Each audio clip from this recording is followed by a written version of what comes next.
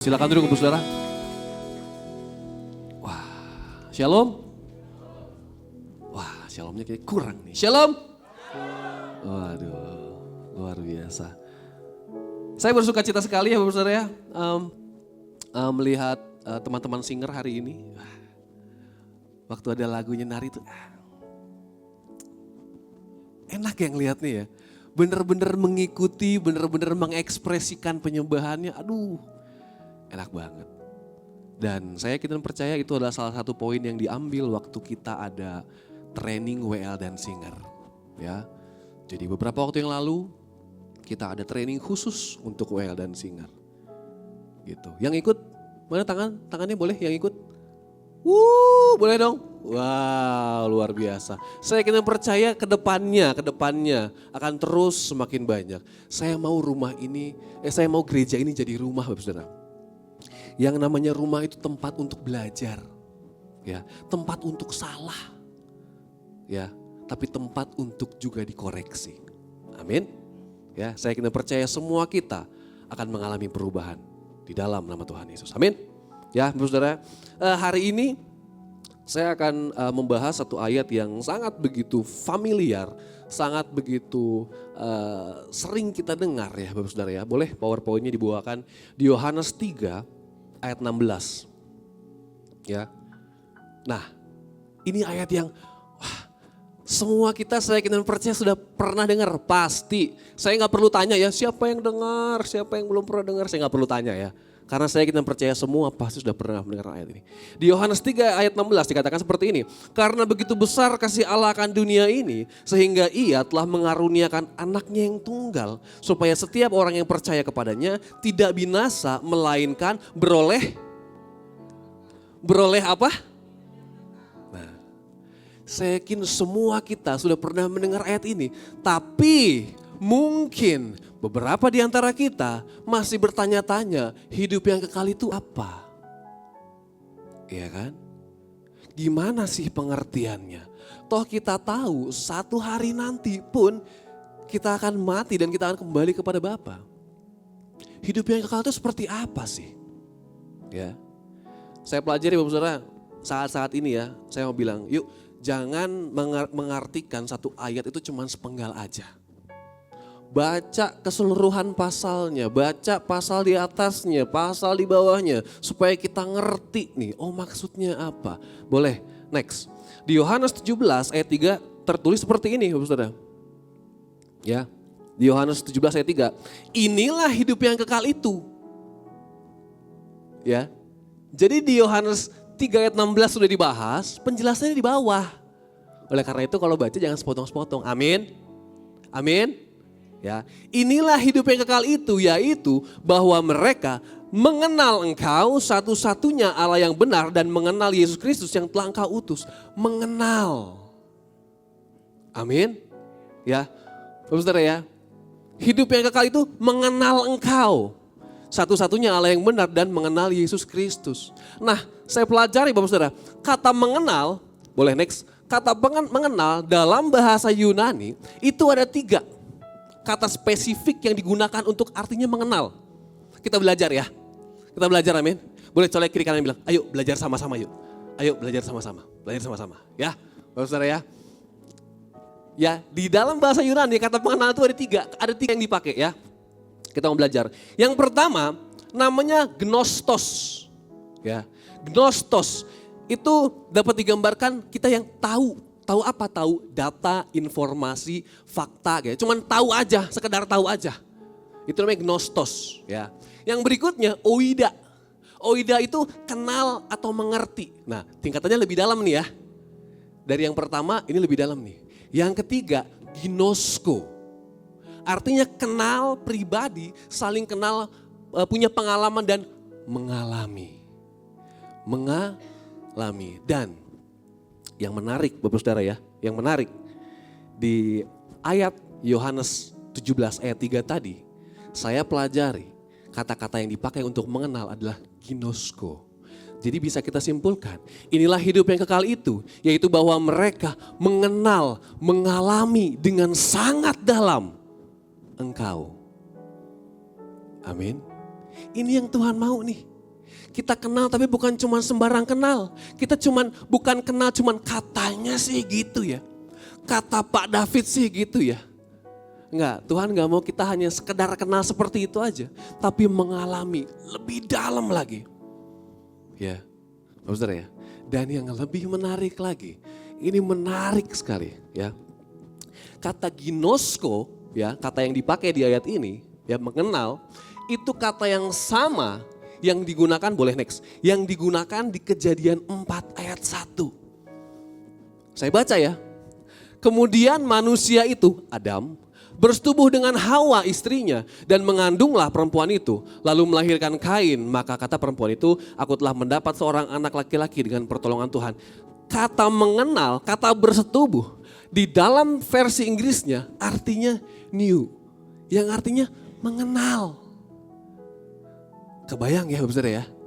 Jadi ginosko ini atau mengenal yang Tuhan mau itu sedalam itu, seintim itu digambarkan dengan pasangan suami istri. Tuhan mau kita sedekat itu sama Tuhan. Amin. Ya, Bapak Saudara ya. Tuhan mau kita mengenal dia lebih dari sekedar pengetahuan, lebih dari sekedar kata orang. Tapi kita ngalamin Tuhan, ngalamin kebaikannya, ngalamin pertolongannya, ngalamin berkatnya. Itu yang Tuhan mau. Amin. Ya, Tuhan mau kita ngalamin dia. Ya, boleh next berikutnya. Jadi Yohanes 3 ayat 16 boleh kita baca seperti ini. Karena kasih Allah mengaruniakan anaknya yang tunggal supaya setiap orang yang percaya kepadanya bisa mengenal Allah dengan sangat intim. Atau dengan kata lain punya hubungan yang intim. Yesus turun ke dunia supaya kita punya hubungan sama Tuhan. Kenapa memangnya waktu manusia jatuh ke dalam dosa, hubungan manusia dan Allah itu rusak. Oleh karena itu Yesus harus datang untuk memperbaiki hubungan itu. Amin. Saudara ya. Waktu saya ngerti ini, wah Tuhan Yesus baik. Ya, beberapa di antara kita mungkin hanya ngucap aja, tapi nggak ngerti-ngerti banget nih maksudnya apa nih. Sehingga pesannya itu kita nggak terima. Tapi hari ini kita ngerti. Tuhan mau yuk kita kenal lebih intim, lebih dalam, ngalamin dia. Amin. Ya, Tuhan mau kita punya hubungan dengan Tuhan, ya. Next. Oleh karena itu, hari ini saya akan membawakan tema dengan relationship with God, ya. Karena Tuhan mau kita punya hubungan dengan Tuhan, yuk hari ini kita belajar apa-apa aja yang diperlukan dalam hubungan. Amin. Saya lihat dari sini beberapa suami dan istri sudah duduk bersampingan, bagus. Beberapa ibu dan anak, ya, orang tua dan anak sudah duduk bersampingan, bagus, ya. Beberapa yang dalam proses untuk menikah duduk bersampingan bagus. Nanti kalau ada hal-hal yang pas nembak sikut aja. Nah, ya. Nih buat kamu nih. Nih, amin. Kita mau belajar sama-sama amin. Yang mau belajar sama-sama katakan amin. Boleh kasih tepuk tangan buat Tuhan. No. Ya, Bapak Saudara ya. Yang dibutuhkan dalam sebuah hubungan yang pertama, saya yakin dan percaya kita semua sepakat ya. Ini saya enggak list yang mana yang paling penting, enggak. Semuanya penting. Boleh next, yang pertama adalah apa? Mari bayangkan Bapak Saudara, mari bayangkan. Suami istri atau siapapun yang sedang dalam tahap pacaran. Atau orang tua dan anak. Mari bayangkan seminggu enggak ada komunikasi di rumah. Gimana kira-kira?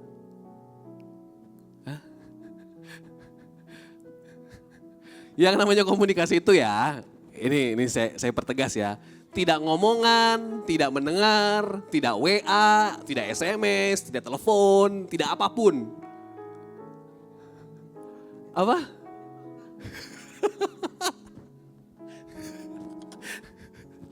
Jadi kalau tidak ada komunikasi, tidak makanan tuh ya. Ya, Bapak Saudara ya. Kalau jangankan seminggu, sehari aja. Sehari kita nggak ada komunikasi, mungkin lagi marahan. Mungkin beberapa di antara kita mungkin ada yang familiar dengan istilah ini, silent treatment. Ya, zaman sekarang itu istilahnya gitu, silent treatment. Jadi kalau contoh nih Karonal lagi bikin salah dan saya marah, saya diemin Karonal. Saya nggak peduli dia mau ngapain, saya diemin. Nah, ya.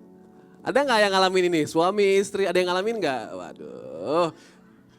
Di belakang ada yang gini. Dalam banget kayaknya ngangguk. Ya Bapak Saudara ya. Itu namanya silent treatment ya Bapak Saudara. Kita diemin aja. Pokoknya saya lagi marah, terserah saya diemin. Nah, kebayang kalau lagi momen seperti itu, saya yakin dan percaya nggak damai sejahtera, bener nggak? Pastilah, pasti nggak damai sejahtera. Pasti ngerasa ada ganjelan, pasti. Pasti. Kenapa saya bisa bilang pasti? Karena saya juga ngalamin kok. Ya, saya sama Bugem juga sama-sama manusia, kita pernah ngalamin ini. Kita pernah berantem, kita pernah cekcok, kita pernah beda pendapat, pernah. Dan pernah ngalamin silent treatment nggak? Pernah. Oleh karena itu kita bisa belajar dari situ. Ya, nggak damai, nggak enak, ada ganjelan. Apalagi kalau di rumah cuma berdua, ya Saudara ya. Cuman berdua, didiemin lagi. Kebayang kalau mau makan ke dapur lewat papasan. Mau nonton TV, remote-nya di tengah-tengah. Ya kan? Jaim mau ngambil, enggak. Ya Bapak Saudara ya. Sama halnya, tapi saya mau bilang ini, tapi waktu komunikasi baik, kita bisa ngerti nih. Oh dia itu maunya begini, ya kan? Oh tujuannya itu ini, oh caranya seperti ini. Ya, suami-suami waktu kita ngerasa kok istri saya begini. Waktu kita komunikasikan dengan baik, kita bisa ngerti, oh maksudnya istri saya tuh gini. Tujuannya gini, caranya seperti ini. Ya kan? Waktu komunikasi baik kita bisa ngerti tentang itu. Sama halnya hubungan kita dengan Tuhan. Ya, sama halnya dengan hubungan kita dengan Tuhan. Kalau nggak ada komunikasi, nggak mungkin ada damai sejahtera. Nggak mungkin. Pasti ada ganjelannya, pasti. Malah saya agak khawatir kalau di antara kita ada yang tidak pernah membangun komunikasi dengan Tuhan lewat berdoa, lewat baca firman. Nggak pernah bangun itu tapi ngerasa damai-damai aja. Saya mulai khawatir tuh. Ya. Karena kita ngerti sumber damai sejahtera yang sesungguhnya adalah amin. Pasti nggak damai sejahtera, pasti ada ganjelannya, pasti. Tapi waktu komunikasi kayak kita baik, kita bisa ngerti, oh Tuhan maunya begini. Oh tujuannya ini, oh caranya begini. Ya kan? Waktu komunikasi kita baik, kita bisa ngerti kenapa ini terjadi ini sama saya nih. Beberapa waktu yang lalu, ada orang yang ngomong kayak gini. Lewat DM Instagram. Pastor David, kenapa harus saya ngalamin ini. Kenapa harus saya? Panjang banget Bapak Saudara. Wah kalau ditulis mungkin 2 lembar novel kayaknya. Panjang sekali. Saya baca sedikit-sedikit pertanyaannya banyak ya kan. Terus saya bingung mau jawab yang mana dulu ini. Pertanyaan semua isinya gitu kan. Sampai paling bawah saya udah gak tahu lagi pertanyaan pertamanya apa. Saya bilang aja gini.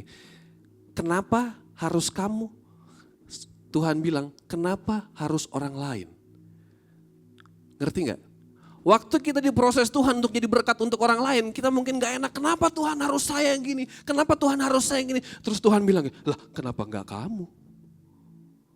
Saya mau pakai kamu punya potensi di sana, kamu punya hati di sana, kenapa gak kamu? Ngerti ya, Bapak Saudara ya? Ya. Tapi waktu kita nggak pernah komunikasi sama Tuhan, kita nggak ngerti caranya Tuhan. Kita nggak ngerti. Ada masalah nyalahin Tuhan, wah katanya Tuhan itu kasih. Kok saya ngalamin hal-hal seperti ini? Padahal itu Tuhan lagi proses kita untuk kita semakin kuat. Karena di depan ada tanggung jawab yang lebih besar yang disiapkan untuk kita. Dan kita membutuhkan sesuatu yang lebih kuat untuk masuk ke dalam sana. Amin. Saya yakin dan percaya teman-teman, terutama teman-teman singer ya Bapak Saudara ya. Kalau Bapak Saudara ngelihat hari-hari ini teman-teman singer, ngelihat Cici, ngelihat Virgin, itu semuanya dalam hati saya. Wah luar biasa sekali mereka ini. Tuhan pakai luar biasa. Tapi tahun-tahun sebelumnya jangan dilupakan. Bagaimana perjuangan mereka didorong, dijorokin, diceburin, segala macam. Benar nggak? Mana Cici sama Virgin? Mana angkat tangannya? Benar nggak? Ya. Terkadang ada satu proses yang Tuhan izinkan, ya, Karena di depan Tuhan sudah siapkan sesuatu yang lebih besar. Tapi kapasitas kita di sini nggak cukup. Jadi bukan rencana Tuhan yang Tuhan kecilkan, kita yang Tuhan besarkan kapasitasnya. Supaya bisa masuk ke sana. Amin. Ya, wow. Ini luar biasa sekali. Ya. Jadi komunikasi dengan Tuhan. Nah, komunikasi dengan Tuhan itu melalui apa? Boleh next. Komunikasi dengan Tuhan itu satu melalui doa. Simpelnya Bapak Saudara, simpelnya buat saya. Doa itu dialog orang dan Allah. Udah. Intinya itu aja. Bagaimana kita ngobrol sama Tuhan. Ya, di Filipi 4 ayat 6 dikatakan seperti ini. Janganlah hendaknya kamu khawatir tentang apapun juga. Tetapi nyatakanlah dalam segala hal keinginanmu kepada Allah dalam doa dan permohonan dengan ucapan syukur. Segala hal. Ya, segala hal. Jadi apapun yang kita inginkan ngomong aja sama Tuhan. Urusan dijawab nggak dijawab urusannya Tuhan. Amin. Jadi apapun yang kita inginkan ngomong aja. Tuhan saya mau tahun ini saya dapat pekerjaan yang baru, ngomong aja. Tuhan tahun ini saya mau kuliah, ngomong aja. Tuhan tahun ini kami mau ambil rumah, ngomong aja. Urusan dijawab nggak dijawab urusan Tuhan kan? Iya kan? Bagian kita ngomong aja sama Tuhan. Ya, udah. Yang enak, yang nggak apa-apa datang kepada Bapa dengan jujur seperti anak kecil. Ya, anak kecil itu nggak ribet, nggak ada overthinking, nggak, aduh tapi nanti gini ya, nggak gitu. Anak kecil ngomong jeplak aja, ngomong ini aja. Kadang-kadang saya sama Glory agak worry gitu ya kalau bawa Geva ketemu orang lain terus dia ngomong asal gitu, ngeri sedap nih sebenarnya nih. Tapi namanya anak kecil. Nggak ada niatan jelek dalam hatinya, nggak ada. Ya kan? Tulus-tulus aja. Yang dia lihat itu yang diucapin. Udah, sesimpel itu. Sama halnya dengan Tuhan, yuk simpel sama Tuhan yuk. Nggak usah dibikin ribet. Amin. Ya, berdoa tuh nggak perlu yang gimana-gimana ya. Seperti anak ngobrol sama bapaknya aja, udah gitu aja. Ya, betul ya. Saya, audionya bisa. Beberapa waktu yang lalu, hari Selasa kita ada doa terobosan onsite, saudara, ya, di Plaza 3 Pondok Indah, ya. Dan di momen itu ada momen di mana kita memberikan ruang untuk anak-anak muda itu bernyanyi dan nyembah Tuhan. Wah, itu luar biasa sekali. Sebenarnya videonya ada, cuman karena ada kendala teknis jadi saya nggak bisa tampilkan, saudara. Tapi percayalah. Siapapun yang datang pun melihat bagaimana momen itu luar biasa. Bagaimana momen itu anak-anak ini diajar nyembah. Tulus-tulus aja. Mereka gak ngerti apa-apa. Kita gak ada yang bilang ayo berbahasa roh. Nah, mereka gak ngerti. Yang mereka ngerti apa? Bilang haleluya. Ya udah bilang itu aja. Bisanya bilang apa? Terima kasih. Bilang terima kasih aja. Sesimpel itu. Bapak Ari gak usah ngangguk-ngangguk. Anda gak datang kemarin. Hah? Oh lihat IG. Oh iya. Saya yakin dan percaya berikutnya pasti datang, amin. Gak cuman Bapak Ari, yang ketawa semua datang, amin. Boleh colek kiri kanannya, kamu juga. Ya, kamu juga. Ya. Satu hal yang saya suka, Bapak Saudara, satu hal yang saya suka dari gereja ini ya, kebersamaan kita itu luar biasa. Bapak Ibu, tahu nggak?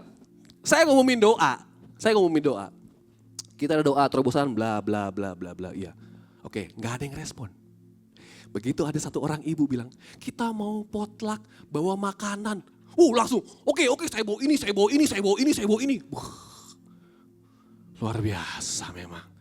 Jadi doa terobosan kita kemarin ya, yang datang membawa makanan, yang tidak membawa makanan pulang membawa berkas-berkasnya. Boleh kasih tepuk tangan buat Tuhan dong. Luar biasa. Dan saya yakin dan percaya, next berikutnya semua kita hadir di sana. Amin. Benar ya? Saya lihat nih muka-mukanya nih. Ya, Bapak Saudara ya. Nah, ayat ini pun, Filipi 4 ayat 8 ini pun ya Bapak Saudara ya, sebagai jaminan bahwa kita punya akses untuk berbicara kepada Tuhan. Ya, Tuhan yang bilang nyatakanlah, gak mungkin Tuhan gak jawab. Ya, carilah maka akan diberikan. Ketoklah maka akan. Tuhan tuh gak mut-mutan, manusia yang mut-mutan, kita yang mut-mutan. Tuhan gak mut-mutan. Kalau dia bilang ketoklah maka akan dibukakan, pasti dibukakan. Amin. Ya, saudara ya. Di 1 Tesalonika 5 ayat 16 sampai 18, boleh next. Dikatakan seperti ini. Bersukacitalah senantiasa, tetaplah berdoa, mengucap syukurlah dalam segala hal, sebab itulah yang dikehendaki Allah di dalam Kristus Yesus bagi kamu. Di ayat ke-17 dikatakan tetaplah berdoa. Di versi Inggrisnya dikatakan pray without ceasing atau berdoa tanpa henti. Jadi saya mau bilang gini, saudara, berdoa itu bukan hanya hari Minggu saja. Amin. Berdoa itu bukan hanya waktu mau makan saja. Begitu mau makan, doanya semangat sekali. Apalagi kalau makanannya, kesukaan kita doanya panjang.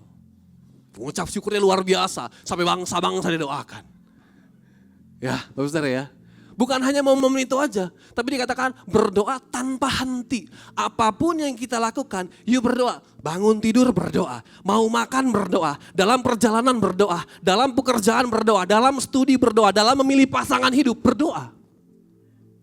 Amin. Untuk semua hal berdoa. Untuk mengambil keputusan baik yang besar maupun yang kecil, berdoa. Ya. Amin, Bapak Saudara. Tanpa henti. Nah, komunikasi itu dua arah, Bapak Saudara, ya. Bukan hanya kita yang bicara, minta ini, minta itu, tapi juga kita harus mendengar. Saya pelajari banyak sekali rumah tangga yang akhirnya mengalami keretakan, ya, mengalami permasalahan itu hanya karena yang satu gak mau dengar. Kamu dengerin saya dulu dong. Sebentar, saya belum selesai ngomong. Kapan kamu beresnya? 2 hari lagi. Ya, gak selesai-selesai. Ya, komunikasi itu dua arah, Bapak Saudara ya. Kalau kita gak bisa dengar perkataannya, ya. Karena terkadang kan ada orang yang ngomong gini, saya pengen nih dengar suara Tuhan, tapi saya pengen dengarnya audible nih, langsung di kuping saya. Boleh gak minta seperti itu? Boleh, gak apa-apa. Tapi urusan Tuhan kasih atau enggak, urusan Tuhan kan. Saya mau bilang kalau kita gak bisa mendengar suaranya secara audible, kita bisa membaca pesannya melalui Alkitab kok. Bisa kok. Ya, sama kok itu. Amin, Bapak Saudara ya. Jadi ayo please banget nih. Jangan berat untuk baca Alkitab, jangan berat. Kalau dulu mungkin berat karena bawaannya berat, oke lah. Sekarang udah dari handphone. Masa masih berat juga? Ya. Amin, Bapak Saudara? Ya. Kenapa? Karena waktu kita baca Alkitab, kita ngerti Alkitab adalah salah satu upaya Allah untuk berkomunikasi dengan manusia. Ya, Alkitab itu salah satu upaya Allah untuk berkomunikasi dengan kita, dengan manusia. Boleh nggak baca buku-buku pendukung di luar sana, buku-buku rohani, buku-buku renungan, boleh nggak? Boleh. Tapi Alkitab tetap nomor 1. Amin. Ya, Bapak Saudara ya. Jadi kita ngerti yang pertama dibutuhkan dalam hubungan adalah komunikasi. Boleh next yang kedua. Yang kedua adalah percaya. Ya. Bapak Saudara, saya pelajari ada satu cerita menarik di Yakobus 2, dikatakan seperti ini. Bukankah Abraham bapa kita dibenarkan karena perbuatan-perbuatannya ketika ia mempersembahkan Ishak anaknya di atas mezbah? Ya. Kamu lihat bahwa iman bekerja sama dengan perbuatan-perbuatan dan oleh perbuatan-perbuatan itu iman menjadi sempurna. Amin. Di ayat 23. Dengan jalan demikian genaplah nas yang mengatakan, lalu percayalah Abraham kepada Allah, maka Allah memperhitungkan hal itu kepadanya sebagai kebenaran. Karena itu Abraham disebut. Siapa yang sepakat yang namanya sahabat itu di atas teman? Ya. Sahabat itu lebih intim daripada teman, ya. Kalau teman ya mungkin taunya sekitar 50% saling tahu lah. Tapi kalau sahabat itu bisa 80% tuh. Ini next level nih. Kalau anak sekarang bilang bestie nih. Ya kan? Yang kemana-mana bareng, yang kemana-mana selfie bareng. Ya kan? Makan bareng, ngopi bareng. Ya, sahabat tuh. Ya, Bapak Saudara ya. Dan saya pelajari, Abraham adalah satu dari sedikit sekali tokoh di Alkitab yang dipanggil seorang sahabat. Ya, Yakobus memberitakan Injil itu Bapak Saudara bersama Petrus, ya, sambil memimpin jemaat di Yerusalem. Ya, Bapak Saudara ya. Jadi apa yang Yakobus katakan di ayat ke-23, dengan jalan demikian genaplah nas yang mengatakan, lalu percayalah Abraham kepada Allah, maka Allah memperhitungkan hal itu kepadanya sebagai kebenaran. Ya, ayat ini merujuk kepada Kejadian 15 ayat 5 sampai 6. Boleh next. Nah, kita baca ya. Lalu Tuhan membawa Abram keluar serta berfirman, coba lihat ke langit, hitunglah bintang-bintang, jika engkau dapat menghitungnya, maka firman-Nya kepadanya, demikianlah banyaknya nanti keturunanmu. Lalu percayalah Abram kepada Tuhan, maka Tuhan memperhitungkan hal itu kepadanya sebagai kebenaran. Tuhan bilang gini, lihat di bintang nih, segitu banyaknya nanti keturunanmu. Terus Abram bilang, saya percaya, padahal momen itu Ishak belum ada. Secara logika kita bisa bilang gini, gimana caranya saya punya keturunan sebanyak bintang-bintang? Lah satu aja nggak ada. Tapi dikatakan Abram percaya. Ya, Saudara ya. Jadi bahkan dari momen Ishak belum ada, Abram tuh sudah percaya kepada Tuhan. Maka waktu Tuhan suruh Abraham mempersembahkan Ishak, walau berat, Abraham tetap melakukannya dengan dasar percaya kepada Tuhan. Amin. Dari awal Abraham sudah percaya sama Tuhan. Jadi momen waktu Ishak disuruh untuk dipersembahkan walaupun berat. Bapak Saudara, saya pelajari. Waktu Tuhan bilang, Abraham persembahkan anakmu Ishak. Oke. Ditulis di Alkitab, Bapak Saudara nanti boleh cari di rumah. Keesokan harinya, pagi-pagi benar, Abraham sudah berangkat. Dia nggak pikir-pikir, dia nggak nego sama Tuhan untuk ini. Besoknya nggak tunggu lama, besoknya pagi-pagi benar lagi, nggak tunggu siang, dia langsung berangkat. Dan perjalanannya ke gunung itu berapa lama? 3 hari. Jadi selama 3 hari, mungkin Ishak tanya gini, Pak, kita mau persembahkan apa, Pak? Gak mungkin kan, Abraham bilang, persembahan kamu. Gak mungkin kan. Kebayang gak hati Bapak seperti apa yang Abraham punya? Dalam tenggat waktu 3 hari, tidak sekalipun dia berubah pikiran. Wah, sebegitu percayanya Abraham sama Tuhan. Amin. Ya, Bapak Saudara ya. Saya mau bilang karena hubungan tanpa percaya itu hanya ada curigation. Itu bahasa Perancis Saudara. Curigation. Ya. Hanya ada curiga aja. Hubungan tanpa percaya pasti hanya ada kecurigaan. Ya. Sama kayak kita, ya kan? Orang tua dan anak, mungkin yang pacaran atau suami istri, kalau nggak ada percaya di dalam rumah pasti kan curiga nih.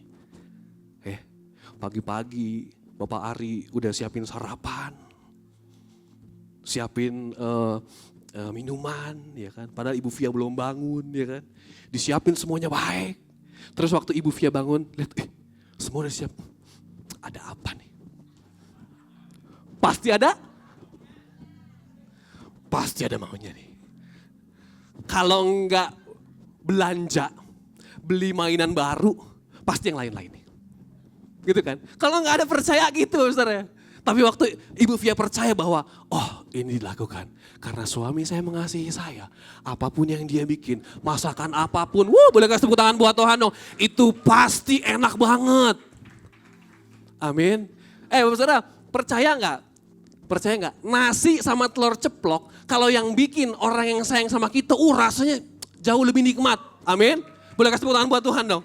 Pasti. Tapi makanan seenak apapun, kalau kita makan di meja makan berdua, di depan kita cembetut-cembetut, tetap dimakan sih, tapi beda aja rasanya. Ya, Bapak Saudara ya, tetap dimakan sih, tapi beda aja rasanya. Ya, Bapak Saudara ya. Sama dalam konteks kerohanian kita juga ya. Kalau kita nggak percaya sama Tuhan, tiap ada masalah kita bilang, wah ini pasti Tuhan mau hukum saya. karena saya sakit ini Tuhan pasti mau menghukum saya nih, karena makanya saya sakit. Padahal mungkin itu konsekuensi dari perbuatan kita aja. Amin, ya. Kalau kita nggak percaya, kalau Tuhan punya rancangan yang indah, kita bisa bilang gini, aduh, katanya Tuhan punya rancangan yang indah buat saya. Tapi kenapa hidup saya gini-gini aja Tuhan? Amin. Bukan curigaation. Ya, nggak bisa mikir yang jernih, nggak bisa mikir yang baik. Kenapa? Karena nggak percaya. Curiga aja bawaannya. Ya. Kalau nggak percaya, kalau Tuhan sanggup bekerja melalui segala sesuatu untuk mendatangkan kebaikan, wah kayaknya Tuhan saya nih nggak berkuasa banget nih. Buktinya masalah saya dari sebulan yang lalu masih ada di sini. Amin. Ya, saudara ya. Tapi waktu kita percaya, kita bisa bilang seperti ini ya. Mungkin situasiku tidak baik-baik saja, tapi aku percaya Dia Tuhan yang baik dan sanggup bekerja melalui segala sesuatu untuk mendatangkan kebaikan bagiku. Yang percaya boleh kasih tepuk tangan buat Tuhan dong. Wow. Apapun yang terjadi, Tuhan saya tetap baik dan Dia tetap bisa bekerja melalui segala sesuatu untuk mendatangkan kebaikan. Ya, saudara ya. Jadi yang kedua yang dibutuhkan dalam hubungan adalah percaya. Saya mau bilang gini buat yang sudah menikah ya. Percaya bahwa suamimu adalah yang terbaik untukmu. Percaya bahwa istrimu adalah yang terbaik untukmu. Kalau kita pegang itu, kita seperti pakai kacamata kuda. Fokus, lihat ke depan. Saya hanya fokus ngeliat istri saya. Kiri kanan saya udah gak lihat. Amin. Karena kita ingat sekali lagi, yang namanya pernikahan, no turning back. Tidak ada restart, tidak ada reset, tidak ada. Buat yang masih pacaran, ya. Christian Tamrin. Buat yang, kenapa tuh? Ada apa? Ya. Buat yang masih pacaran, ya, lihat kekurangannya, lihat kelebihannya, tanya Tuhan. Tuhan, saya bisa nggak hidup sama dia seumur hidup saya? Tuhan, saya bisa nggak hidup dengan segala kekurangannya, segala karakternya sepanjang hidup saya? Amin. Di belakang udah mulai gelisah. Luar biasa. Puji Tuhan, ya. Jadi yang kedua dibutuhkan dalam hubungan adalah percaya. Yang ketiga, yang terakhir. Yang ketiga adalah komitmen. Amin. Sama-sama bilang komitmen. Di Lukas 16 ayat 10 dikatakan seperti ini. Barang siapa setia dalam perkara-perkara kecil, ia setia juga dalam perkara-perkara besar. Dan barang siapa tidak benar dalam perkara-perkara kecil, ia tidak benar juga dalam perkara-perkara besar. Ini berbicara tentang komitmen, Saudara. Komitmen itu tidak membahas untung, rugi, besar, kecil. Enggak bahas itu. Ya. Kalau kita bisa ngelakuin sesuatu karena kita mendapatkan untung, tapi waktu kita enggak mendapatkan untung, kita enggak melakukan itu bukan komitmen. Ya. Itu karena untung aja. Itu namanya bisnis. Amin. Ya. Saudara ya. Boleh, next. Arti dari kata komitmen adalah suatu keputusan untuk memiliki keterikatan yang melahirkan sikap setia dan tanggung jawab terhadap semua janji. Komitmen merupakan suatu janji pada diri sendiri atau orang lain yang tercermin dalam tindakan kita. Orang yang punya komitmen pasti ada tindakannya. Enggak cuma di bibir saja. Amin. Ya, Saudara ya. Contohnya apa? Janji nikah. Saya mohon maaf nih kalau hari ini saya banyak ngomong tentang pernikahan ya. Karena seintim itu Tuhan mau kita dengan Dia. Contohnya janji nikah, Bapak Saudara ya. Janji nikah itu bukan pernyataan cinta, bukan. Boleh coba dibaca sekali lagi. Waktu saya ngerti ini ya, saya coba baca lagi catatan saya tentang janji nikah ya. Iya ya, bukan pernyataan cinta. Ya, tetapi pernyataan komitmen untuk bersama-sama hingga maut memisahkan, benar nggak? Ya kan? Bapak Kristianti Kualu ada di sini nggak? Oh di atas. Oh ya udah. Bapak Ari tapi masih ingat kan janji nikah? Wah? Oh ya. Tapi istrinya yang mana nggak lupa kan? Oh ya udah, ya udah deh, ya udah nggak apa-apa ya. Dina ingat nggak Dina janji nikah? Ingat? Kalau dibilang inget pasti dicoba gitu.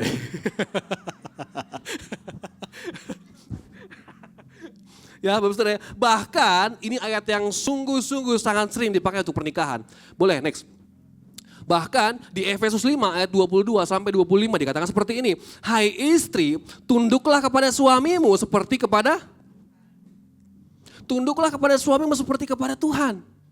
Ya, ayat ke-25 dikatakan seperti ini. Hai suami, kasihilah istrimu sebagaimana Kristus telah mengasihi jemaat dan telah menyerahkan dirinya baginya.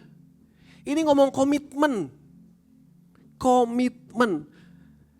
Bapak Saudara, saya pelajari ya, dalam pernikahan, saya yakin untuk om, tante, para senior pun mungkin setuju. Di dalam pernikahan itu enggak cukup hanya kita ngomong cinta. Tapi ada komitmen untuk selalu mencintai. Amin. Ya, Bapak Saudara ya. Kalau kita ngomong cinta tentang perasaan. Saya mencintai kamu karena setiap kali ketemu kamu perasaan saya itu berbunga-bunga. Ada setrum-setrum ya kan. Percayalah Bapak Saudara, 5-10 tahun hilang itu. Percaya, nih boleh tanya om tante, boleh. Tapi komitmen untuk mencintai, itu yang buat rumah tangga tetap kuat. Apapun yang terjadi, kamu tetap suami terbaik buat saya. Apapun kesalahanmu, yuk kita bertobat sama-sama. Waktu kita pegang ini. Ya, Bapak Saudara ya. Oleh karena itu siapapun yang datang sama saya, terus ngobrol, Pastor David kita mau merit apa segala macam, saya selalu tanya, udah yakin nih? Ya, karena komitmen yang dibutuhkan. Amin. Bapak Saudara ya. Karena berbicara tentang komitmen dalam sebuah hubungan, dalam rumah tangga, puluhan tahun itu kita ngomongin komitmen.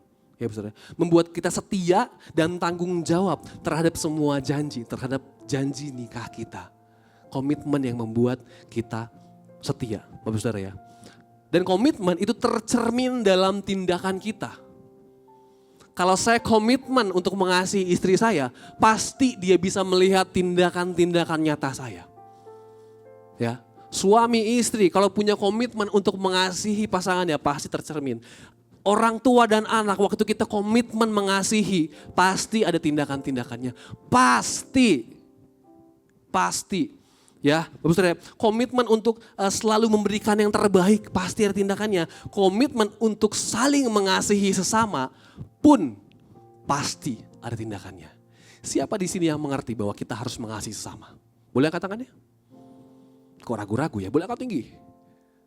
Boleh kasih tepuk tangan buat Tuhan dong. Saya mau bilang gini Bapak Saudara ya, buat siapapun yang tadi angkat tangan bahwa kita ngerti bahwa kita harus mengasihi sesama. Saya mau bilang gini, pun pasti ada tindakan nyatanya. Amin.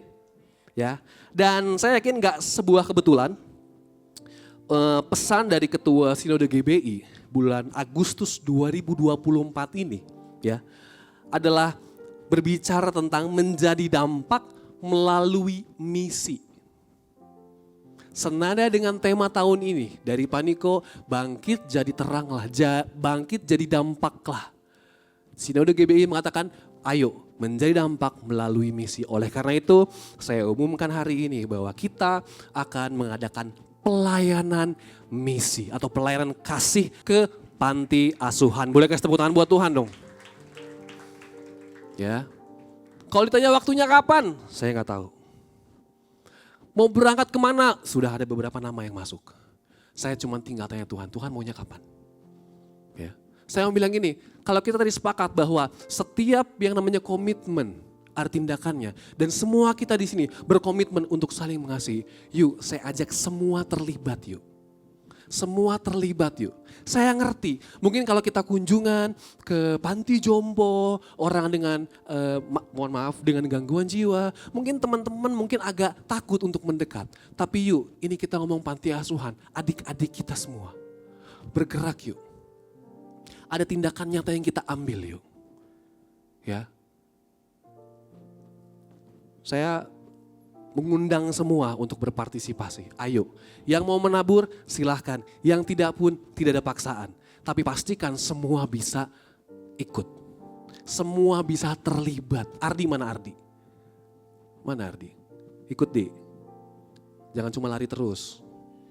Jangan lari dari kenyataan Di. Lari kepada Tuhan. Amin. Ya, saudara ya. Semua ayo, saya ngundang semua untuk berpartisipasi. Oh, tapi saya nggak bisa menabur uang, nabur waktu. Oh, saya nggak bisa nabur waktu, nabur tenaga. Apapun yang kita bisa, yuk bergerak di ladangnya Tuhan. Yuk. Amin. Jadi nggak ada lagi bilang ini, oh saya pengen sih bantu, tapi saya ABC. Apapun yang kita bisa, yuk terlibat. Amin. Ya, bagus saudara ya. Ya, boleh next berikutnya. Karena di 1 Yohanes 3 ayat 18 tertulis seperti ini. Anak-anakku, marilah kita mengasihi bukan dengan perkataan atau dengan lidah, tetapi dengan perbuatan dan dalam kebenaran. Jadi yang ketiga dibutuhkan dalam hubungan adalah komitmen kita sama Tuhan. Yuk komit sama Tuhan yuk. Tuhan, saya komit mulai hari ini, saya mau setiap pagi ada mesbah keluarga. Tuhan, saya mau komitmen Tuhan Yesus, mulai hari ini setiap malam ada doa malam bersama keluarga. Tuhan, saya komitmen untuk ikut doa terobosan. Tuhan, saya komitmen untuk ikut kul. Semua punya komitmen. Tujuannya apa? Untuk kenal Tuhan. Amin. Boleh saya panggil tim pemuji penyembah, saya akan selesai, saudara. Boleh slide berikutnya. Kesimpulannya, saudara, karena kasih, ini saya tulis di depan nih, karena kasih Allah mengaruniakan anaknya yang tunggal supaya setiap orang yang percaya bisa mengenal Allah dengan sangat intim, supaya kita punya hubungan sama Tuhan. Amin. Dan yang namanya hubungan memerlukan komunikasi, percaya, dan komitmen. Yang setuju katakan amin? Boleh next slide terakhir, Bapak Saudara. Saya mau bilang gini, selalu ada bagian Tuhan, ada bagian kita. Tuhan sudah melakukan bagiannya. Dia sudah mati di kayu salib untuk memperbaiki hubungan yang rusak. Ya, sekarang bagian kita melakukan bagian kita. Siapa yang mau mengenal Tuhan lebih lagi, boleh angkat tangannya, boleh kasih tepuk tangan buat Tuhan dong. Boleh saya undang bangkit berdiri Bapak Saudara. Kita akan berdoa.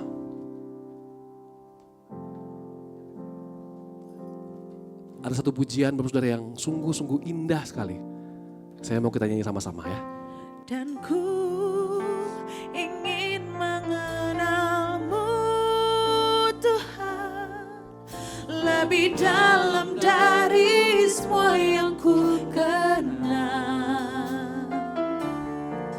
Tiada kasih yang melebihimu, ku ada untuk menjadi penyembahmu. Dan ku ingin mengenalmu Tuhan, lebih dalam dari semua yang ku kenal. Tiada kasih yang melebihimu, ku ada untuk menjadi penyembahmu. Karena semua yang baik dalam hidup, Semua berasal daripada Tuhan. Itulah karyamu. Kau beri kesempatan yang baru, sama-sama katakan. dan ku ingin mengenalmu Tuhan, lebih dalam dari semua yang ku kenal. Tiada kasih yang melebihimu, ku ada untuk menjadi penyembahmu. Bapak Tuhan, kami bersyukur Tuhan karena kasih Tuhan Yesus. Kau rela mati Tuhan Yesus demi kami Tuhan. Untuk memperbaiki hubungan yang rusak. Bapa ajar kami menjadi pribadi yang punya komitmen. Yang percaya kepadamu. Yang senantiasa rindu berkomunikasi dengan Engkau Tuhan Yesus. Untuk agar kami mengenal Engkau lebih dan lebih lagi. Supaya ginosko itu terjadi Tuhan. Kami mengalami Engkau. Bukan hanya sekedar tahu Tuhan. Tapi kami dalam mengenal Engkau. Terima kasih Tuhan, hamba berdoa untuk seluruh keluarga besar jemaat VOT di tempat ini. Bapa ajar kami Tuhan untuk punya hati yang mengasihi Engkau Tuhan. Supaya kami terus terpaut akan Engkau. Kami rindu Tuhan Yesus dekat dengan Engkau. Terima kasih Bapak, terima kasih. Hamba yakin dan percaya menjadi terang, menjadi dampak Tuhan Yesus. Harus keluar dari pengenalan akan Tuhan. Terima kasih Bapak, terima kasih. Kau sungguh baik dalam kehidupan kami. Biar firman-Mu yang mengubahkan setiap hati, bahkan mengubahkan hidup kami. Di dalam nama Tuhan Yesus. Haleluya.